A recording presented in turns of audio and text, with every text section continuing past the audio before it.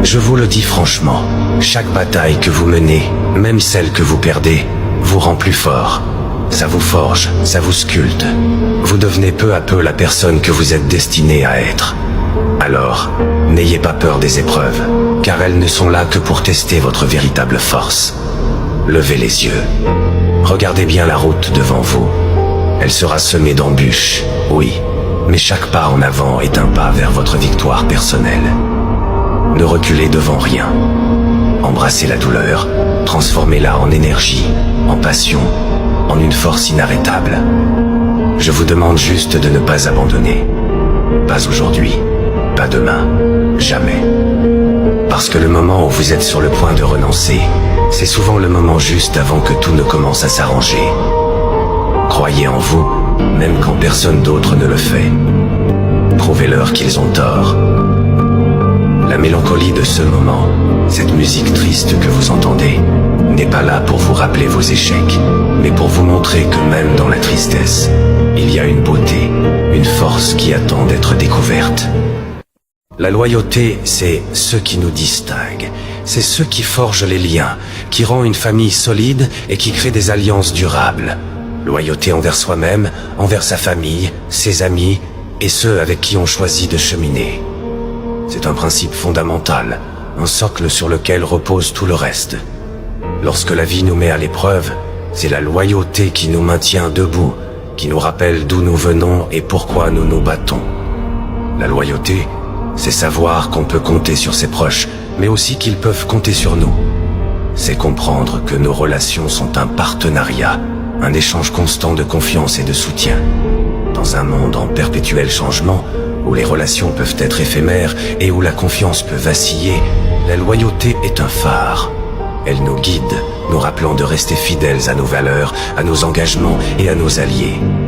Alors, si la route devient difficile, si les doutes surgissent, rappelle-toi ceci, ta loyauté est ta force. Elle lie, unit et crée des fondations solides pour bâtir quelque chose de durable.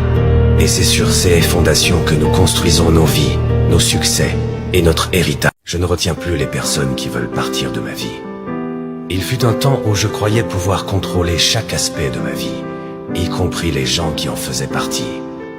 Je pensais que retenir ceux qui voulaient partir était une marque de force, un signe de pouvoir. Mais la vie, avec son lot de trahisons et de pertes, m'a enseigné une leçon bien différente, une leçon d'humilité et de lâcher prise. J'ai appris que les gens doivent être libres de choisir leur chemin, même si ce choix les éloigne de nous. Les retenir contre leur volonté, c'est comme essayer de saisir l'eau avec les doigts. Elle finit toujours par s'échapper, laissant derrière elle rien d'autre que le sentiment de notre propre désespoir. Désormais, je ne demande plus à personne de rester dans ma vie. Si quelqu'un souhaite partir, je lui ouvre la porte. Ce n'est pas un signe de faiblesse, mais de respect.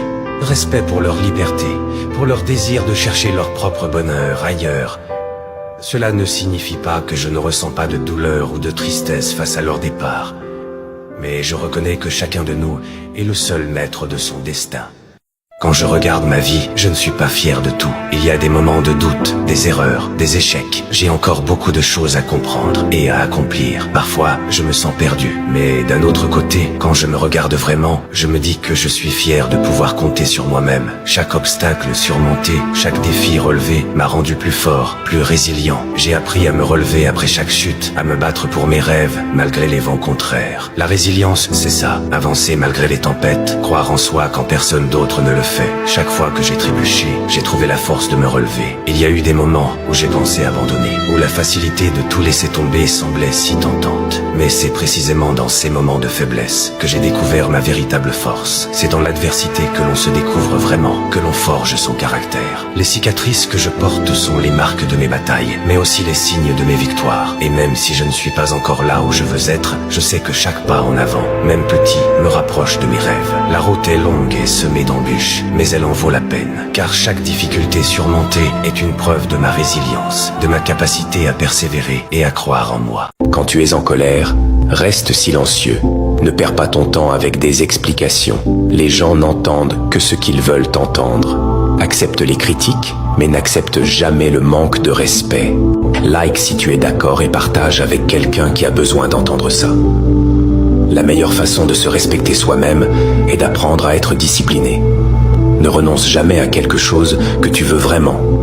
Il est difficile d'attendre, mais il est encore plus difficile de regretter. Ne laisse pas le succès te monter à la tête. Ne laisse pas l'échec t'envahir le cœur. Si tu es un donneur, c'est-à-dire quelqu'un de généreux, n'oublie pas d'apprendre à fixer tes limites, car les preneurs ou les profiteurs n'en ont pas.